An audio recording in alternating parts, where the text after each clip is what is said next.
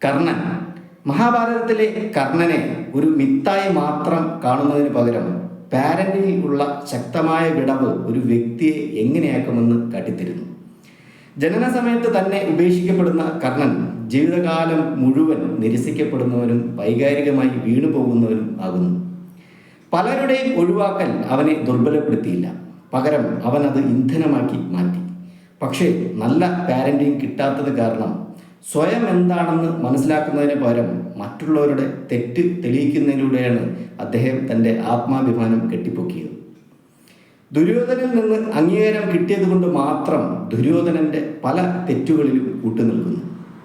വീട്ടിൽ അംഗീകാരം കിട്ടാത്ത കുട്ടികൾ പല തെറ്റായ കൂട്ടുകെട്ടുകളിലും ചെന്ന് പെടുന്നത് പോലെ.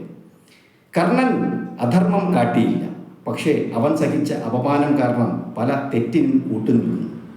അപമാനത്തിൽ വളർന്ന കുട്ടികൾ പല ക്രൂരതകളും സാധാരണയായി കാണുന്നത് പോലെ, തീരുമാനങ്ങൾ എടുക്കാൻ ബുദ്ധിമുട്ടുന്നത് പോലെ. കർണൻ ശക്തനായ യോദ്ധാവായിരുന്നു. അർജുനന് കൃഷ്ണന്റെ മാർഗനിർദ്ദേശങ്ങൾ ഉണ്ടായിരുന്നു, പക്ഷേ കർണന് ചോദ്യങ്ങൾ മാത്രമേ ഉണ്ടായിരുന്നുള്ളൂ. വളരുന്ന സാഹചര്യം ഭാവിയിൽ ഒരു വ്യക്തിയെ എങ്ങനെയാക്കി തീർക്കുമെന്ന് കർണൻ നമുക്ക് കാട്ടിത്തരും.